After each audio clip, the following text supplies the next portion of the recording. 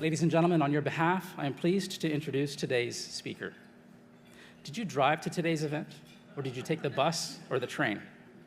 No matter the route, we all know that our city's transportation system is in need of an overhaul. And now that spring is here, traffic congestion only gets worse. Perhaps that is why transit is on the agenda for political candidates across the province. When John Tory entered the mayoral race 2 months ago, he promised more details on his plans to bring transit relief. He joins us today to deliver those details. Mr. Tory has a long history of leading and managing large, complex organizations. This includes his role as the CEO at one of Canada's largest publishing and broadcasting companies, Rogers Media. He was also the commissioner of the Canadian Football League.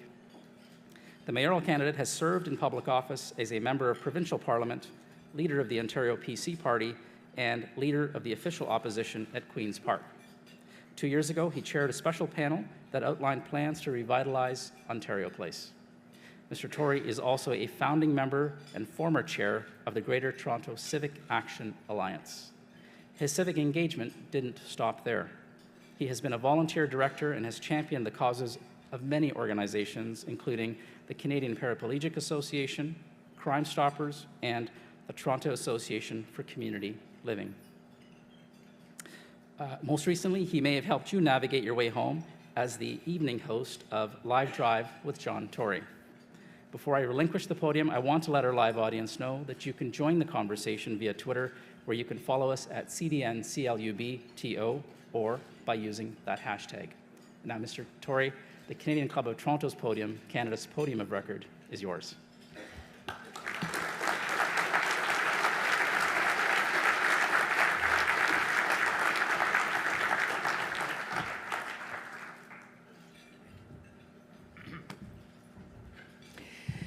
Well, Mr. President and distinguished guests, one and all, first of all, I want to thank you for that very generous introduction, to say thank you to the Canadian Club for having me here today, and to as well thank each and every one of you for coming here. I do want to say a couple of things before I get into my remarks about transit and about the future of the city. First of all, I acknowledge in particular, and I don't want to leave anybody out, but at the head table, the presence of a member of Toronto City Council who's been a source of very good advice to me, and a former deputy mayor of the City of Toronto who also has been a source of very good advice, and I hope they both will continue to provide me with that advice, although you shouldn't blame them for anything that I say that makes no sense to you whatsoever. And then I want to deal with something in ascending order, and I think you'll understand the ascending order when I've dealt with it. First of all, I want to acknowledge the presence in this room of someone who, if you flipped through the dictionary and looked up the word decency, if you looked up the expression public service, if you looked up the expression commitment to Canada, you would find in all three of those places a picture of the Right Honourable John Turner, former Prime Minister of Canada, and I just want to acknowledge his presence here today.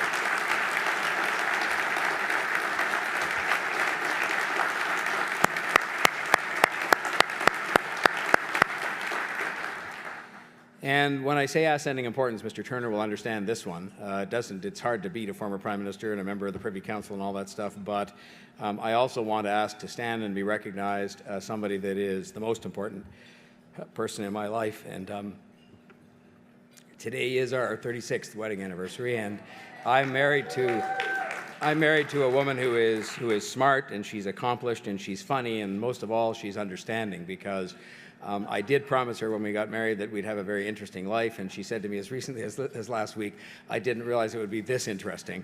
But may I ask my dearly beloved Barbara Hackett, wife of 36 years as of today, to stand up? I don't know where she's sitting. Where are you, Barb? There she is, right there.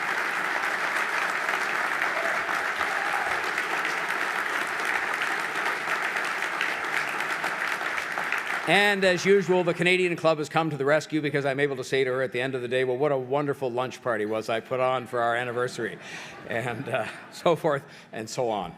So I'll understand if a few people are a bit confused with 2 and in some places 3 elections going on. I think there may be some people who are a bit confused. I mean, I'll tell you a story. For example, the other day, a guy came up to me in the street and told me I had his vote.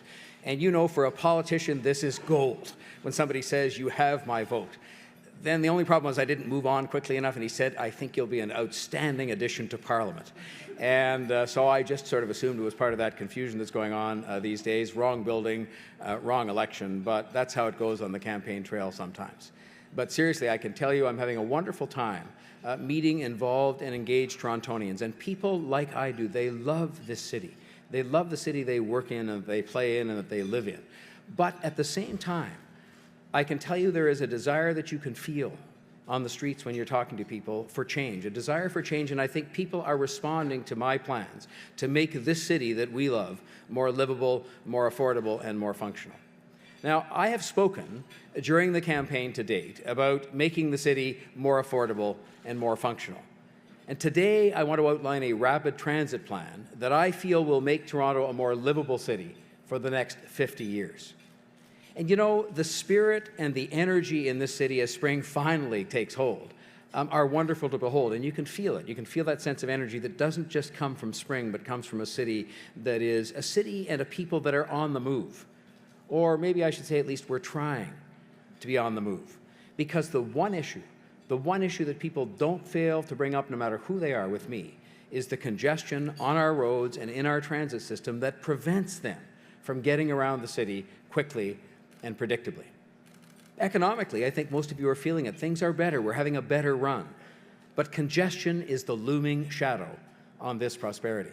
Just last week, you will have read about this. Just last week, the influential Cities of Opportunity ranking came out on the world's major urban areas, and Toronto ranked well, but we dropped a notch. And what was the reason why that was given for us dropping a notch? Our congestion problems.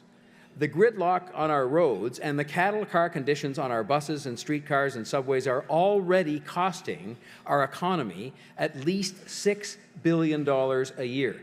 $6 billion. That's one of those big numbers that people in public life and people in business use, and sometimes it's better to bring it down to what it really means. It means people sitting in cars. That's bad for the environment as well as being bad for the economy. It means sales reps who aren't selling, home care workers who are not offering care, people having to say no to jobs that suit them and that they would like to take because it's just too brutal a commute to get to the place where they'd have to work from where they live. It means idling trucks, late deliveries, repairs not being made. And you know, we all know this. There are other more hidden costs. 3-hour commutes. And I was with a cameraman from CP24 this morning as we made a commute in live on television, and he told me that he's got an hour and a half each way. 3-hour commutes have a way of sapping the energy that we need to spend quality time with our families and to succeed in our careers and to give back to our communities. And you know, we can debate all we want how the situation came to be. We cannot change the past, but we don't have to be defined or confined by it either. Yes, indeed.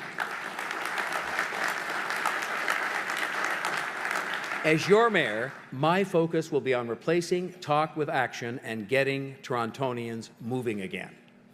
That is worthy of applause too, because we got to do that. And I started to talk about that on the morning that I registered to run for mayor, and I said my top priority would be to build a Yonge Street relief line. The downtown area gained more than 43,000 office jobs. This is good news. Between 2006 and 2011, more than 250,000 people now commute into downtown Toronto every weekday morning by public transit. And as we know, thousands more have flocked to downtown to live and to enjoy its high quality of life. But quality of life may not be the term we would use to describe what those 250,000 commuters go through every morning and every evening. Now, you may know that there are plans on the books for one way of providing relief on the Yonge Street subway, which is what they call a downtown relief line to ease pressure at the two big subway interchanges, Yonge Bloor and St. George and Bloor. To me, building a conventional underground relief line first at this point in time comes with two huge drawbacks. For one, that line would take almost 2 decades to build and cause severe neighborhood and business disruption. 2 decades to build, it won't get done until 2031 at the earliest, and maybe later. This isn't the world of 1954 when they dug up Yonge Street to build our first subway. You've all seen those aerial photographs. And, you know, we were a much smaller city then, and somehow we got by. So that's one drawback. But the second drawback is this. While that conventional downtown relief line would help subway riders already on the system, it would do nothing to extend rapid transit to the furthest corners of our city or to ease congestion on our roads by attracting more Torontonians out of their cars. In fact, Olivia Chow's stopgap plan to put more buses on the road over the next 17 years will simply produce more driver frustration and, for that matter, more frustration by transit passengers who are on those buses in the traffic that is getting worse and worse and worse. So with this conventional relief line, even when you're done, a minimum of 17 years from now, the problem remains bigger than the solution. It's the wrong line at the wrong time, and it isn't funded. We are only going to get one chance to get this right in terms of when and where we do things. And it seems to me that we need a solution that provides both downtown and citywide relief, a solution that takes the pressure off the Yonge subway line and brings rapid transit to the city's outlying corners for the first time. And that is why I am pleased to outline for you today a transit relief plan that I believe can break the back of the city's congestion problems, including the problems we're experiencing on the Yonge Street subway line at the present time, and do that within 7 years. I am calling it the One Toronto Transit Plan because its goal is to get people moving again in all four corners of the city in a smarter and faster way and connect people with jobs and jobs with people. Now, right now, our transit system keeps many Torontonians in vertical silos. People who live in one area of the city have to pass on jobs in other areas of the city because the math on the commute for them simply doesn't add up. I recently met a business owner, for example, from Markham. He was in the software business. He employs 175 people, a very successful business. He talked to me about the concerns he has on attracting top young talent to work for his innovative business. And the problem for him is very simple and yet very complicated. He has no transit he can point to offer those young workers, many of whom live by the Rogers Centre or somehow in downtown Toronto. He has no way of pointing to them to a transit option that gets them to and from Markham. And of course, the situation is true in reverse, and it's true within our own city, within the borders of 416. There are people who are seeking and would love to have a job in one part of the city that live in another and don't see an acceptable way of getting there.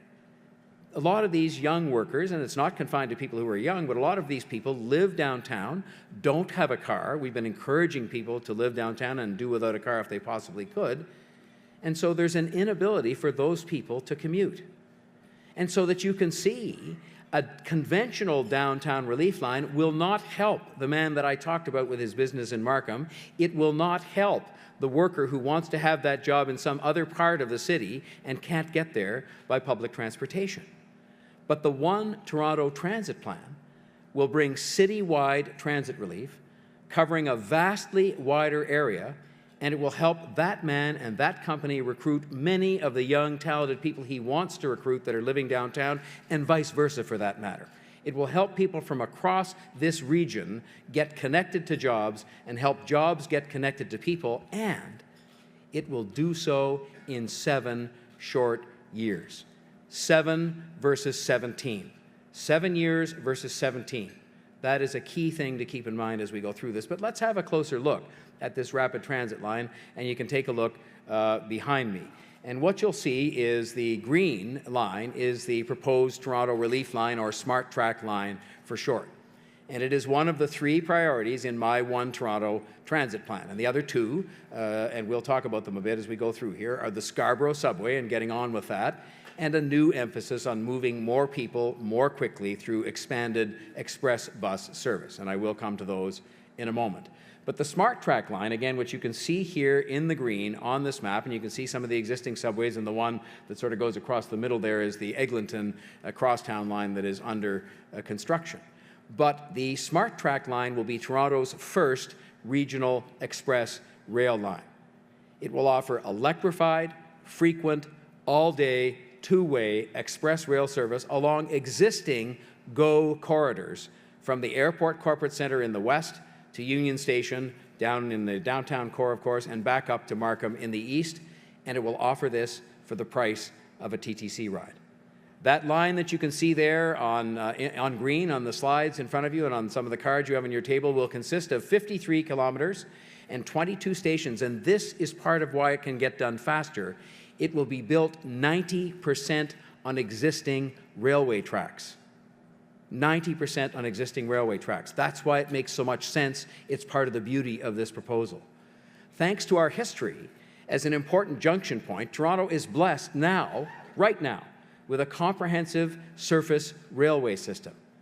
And the Smart Track line will wire up these tracks for use by electric trains. What does that mean? It means no tunneling. It means no impact on existing roads. And that's why this line can be up and running and carrying passengers in 7 years from environmental assessment to opening day. 7 years from environmental assessment to opening days, and that's good news. In fact, it's crucial, much needed news for Toronto.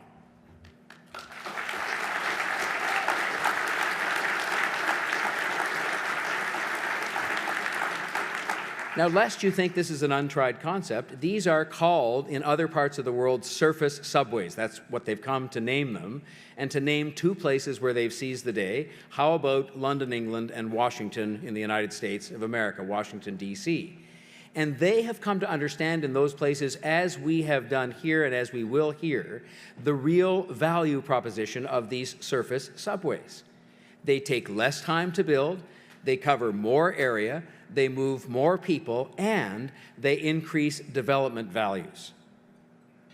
So here is a typical train, again on the screens that you can see, the electric train that is in use on other regional express rail networks.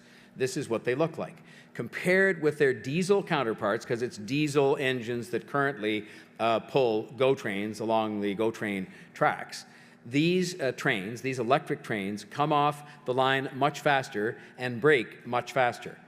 They also achieve higher speeds so that, for example, for the first time, somebody from Rexdale will be able to get on a train and ride down to Union Station. Not only will they be able to do that for the first time in Rexdale, but they'll be able to do it in 25 minutes.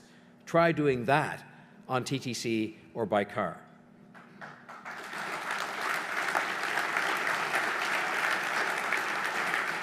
So these qualities with the braking and the electrification and the starting and the stopping allow for much tighter headways between these trains, meaning that you can have trains more frequently. And by frequent, what I mean is that instead of consulting the schedule on your fridge or on your smartphone, you just head to the station and you know that a train is coming along, another train, before too long. And that is what the transit planners call the sweet spot, and we're going to hit it in this city to provide this relief to people who are presently struggling to get on a train on the Yonge Street subway or to get on any transit option at all, any transit option at all in some of the more further corners of the city. These will be clean, they will be comfortable, they'll be convenient cars, they'll be equipped with Wi-Fi. I mean, if you think about it for a minute, given some of the time frames I talked about, who wouldn't want to turn in their keys and let somebody else do the driving, whether it's downtown or across the city? Now, the Smart Track line will cost $8 billion, and as a regional line, it would be built by Metrolinx. You may ask the perfectly valid question, how are we going to finance this? Well, first of all, I will tell you what I won't do. I do not propose to offer hardworking Torontonians transit relief in exchange for a financial headache that could last for years.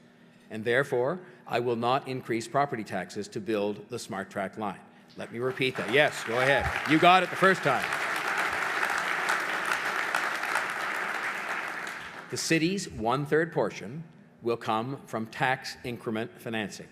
And this is a financing method provided by the province of Ontario by legislation passed in 2006 to help municipalities pay upfront capital costs by capturing ahead of time the increased revenues from development on the land near the stations.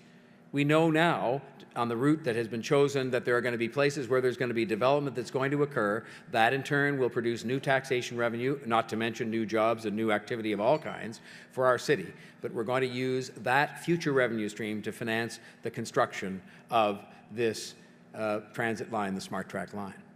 We are only at the beginning of exploiting the value lift that comes with bringing rapid transit to dense new employment districts like the Unilever lands at the bottom of the Don Valley Parkway.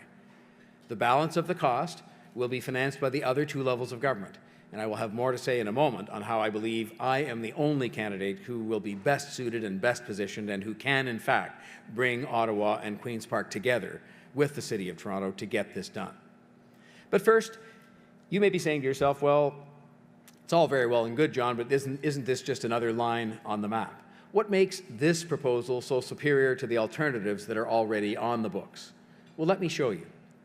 Imagine our current transit system as a funnel. So you can see on the diagram there that the funnel presently takes people on all kinds of buses and directs them in one of two places, either over to the Yonge Street subway line or down to the Bloor line. So pretty well everybody goes to Finch or to Downsview or to Kipling or to Kennedy on the buses, and then everybody gets on the North-South subway or the East-West subway, the two essentially that we have, and heads downtown. So that's why the real crunch is felt at the two midtown intersections, Yonge and Bloor, and St. George and Bloor. So let's take a look at the difference. The great benefit of the Smart Track line is that it creates better and faster pathways downtown.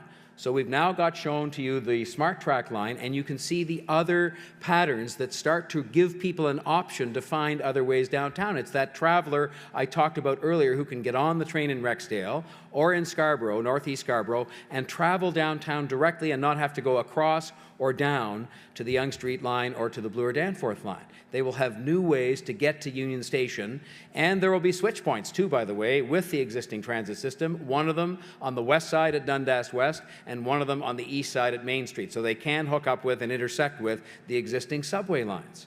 But a lot of people are going to take, if it's for the price through an integrated fare system of a TTC fare, the train from Rexdale to Union Station directly. They will never get to Kipling. They will never get over to Finch. And that is why it is going to provide relief both for the Yonge Street line and for the Bloor-Danforth line and for those crowded interchanges in between, and it will be done in 7 years, not 17 years. We will have real relief on Yonge Street in 7 years.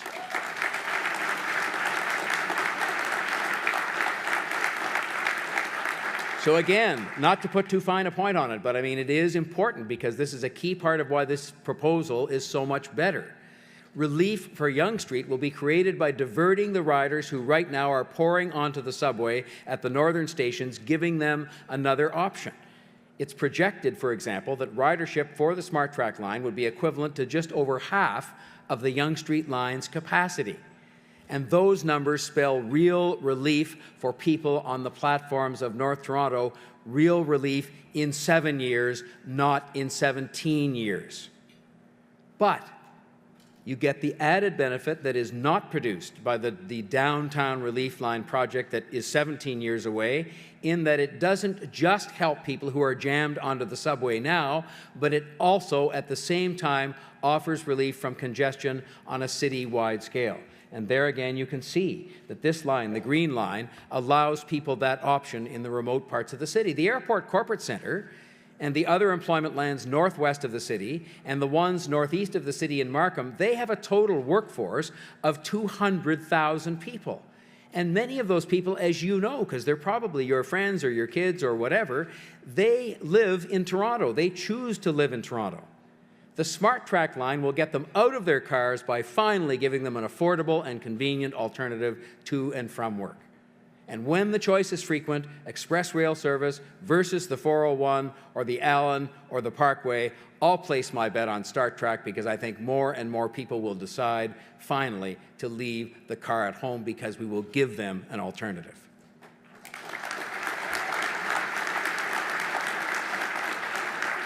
So this provides the relief, but it also brings frequent rapid transit to the corners of the city that have never had it before. Never had it before. Northwest Etobicoke and Northeast Scarborough. And this is not only a matter of fairness in terms of the development of one city, but it's also a huge market of potential transit users who will be able to use this line to connect with employers and jobs in other parts of the city, not just downtown. And so I think it is a win-win for companies, for workers, and for the city itself in terms of that task that I place high on my list, which is to create for real, for the first time since amalgamation, one Toronto, where it's all for one and one for all. But the best argument, yes, and that is worth applauding for too, because we have to do it. But the best argument for the Smart Track line is that it gives us a chance to erase decades of inaction on the transit file in just 7 short years. I believe in my heart that if we wait the 17 years that Olivia Chow, the NDP candidate for mayor, says that it would take her to complete her relief line, that baby in your arms today, whether it's a child or a grandchild, will be heading off at that time to college or university. And even then, if you live north of Bloor, you're out of luck. For those people north of Bloor, no relief at all. If we get going on the Smart Track line next year, you'll be able to ride in style with that very same child to the Santa Claus parade 7 years from now.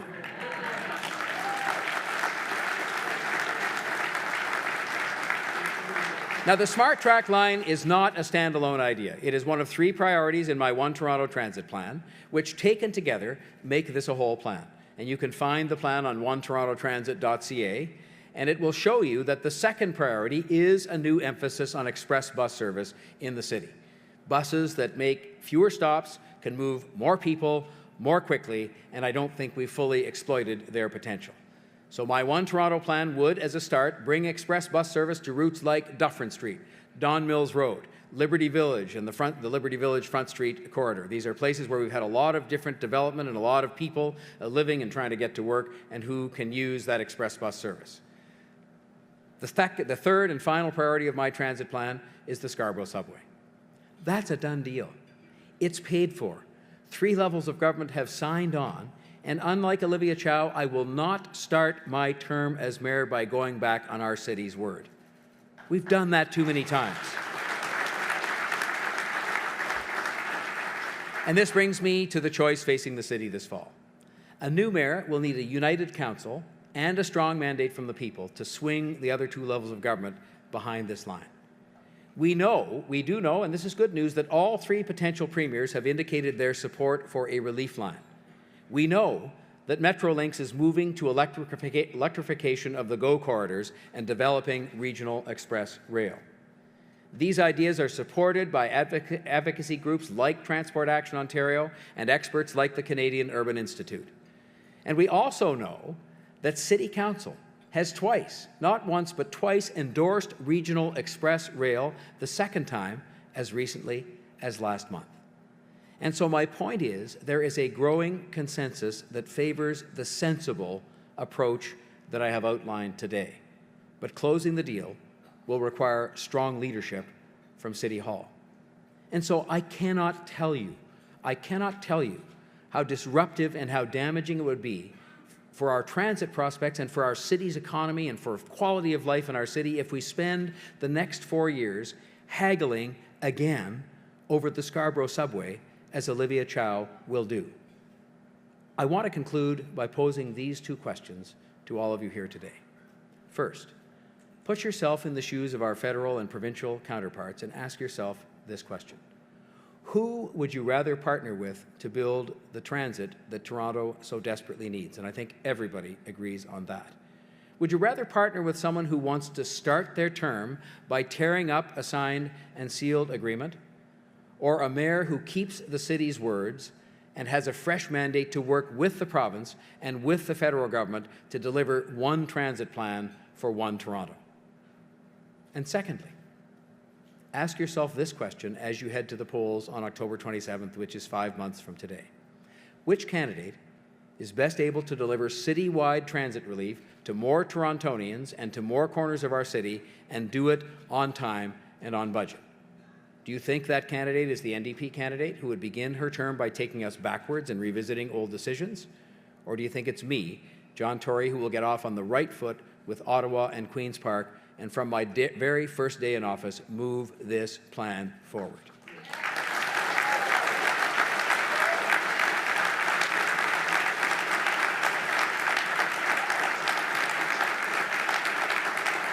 How you and a lot of other people answer those 2 questions will matter more than anything else in this election. And I say that because we are now at the point where transit plans on paper need that crucial and final and consistent and unending political push to become real.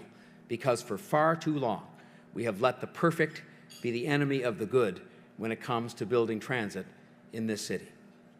And you know what?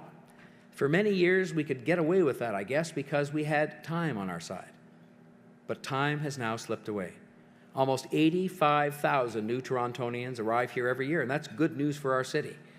Big companies that drive our economy and whose corporate taxes support many city services are having trouble attracting workers to the core, though, because of the lousy commute times. And the longer people take to get home, the less time they have to spend with their families or to get a good night's sleep or to strengthen their communities through volunteering and giving back. When I was a business executive, and I haven't changed, I always had one eye on the future, but also one eye on the clock. And when it comes to this city, time, which was our friend, is now our enemy. We need a leader who can build now, who can build now.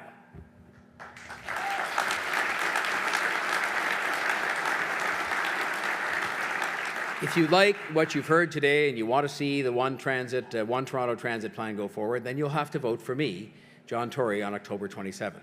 And if you do that, I promise you I will do my part and make the Smart Track line a reality within 7 years. I said earlier on, and I meant it, that we don't have to be and we should not be defined by our past. There are parts of it to be very proud of and to build on, but we don't have to be defined on our past. What we can do this fall is to define our future. We can vote to keep waiting for another 2 decades, or we can seize the spirit of 1954 and vote to build and to grow and to, in reality, become one Toronto, downtown and suburb, a city and people proudly on the move again. One Toronto and one transit plan from Etobicoke to Scarborough, North York to the waterfront. I say, let's start building the Smart Track next year for our children, for our grandchildren, for people the world over who continue to come to this city, thank God, the city we all love, and they're seeking what we are for our kids and for our grandkids, hope and opportunity. Ladies and gentlemen, it's time. Let's get this done. Thank you.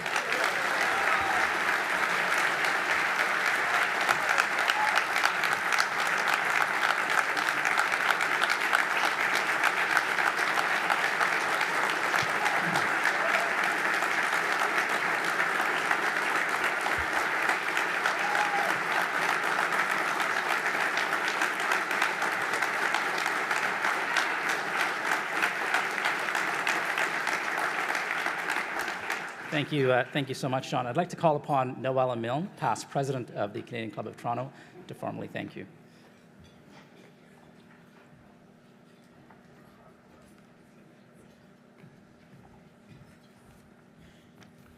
Thank you, Gord. Mr. Tory, on behalf of the Canadian Club of Toronto, I would like to thank you for choosing our podium to outline your exciting and ambitious plans to improve our city's transit woes. Your passion for making our great city more livable is quite evident. As you pointed out, outdated transportation infrastructure threatens the progress of Canada's economic hub. Each of us wants to get where we need to be in a timely manner. If elected mayor in October, perhaps your transit plans will get us there. We wish you the very best of luck along the long and winding campaign trail. Thank you.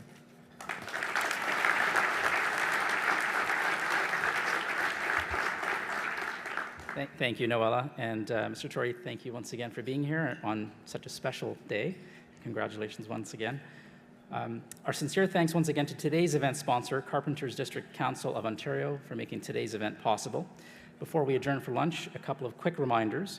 On May 29th, in celebration of their achievements and contributions to our nation, we invite you to join us for the Canadian Club's 3rd annual Order of Canada event.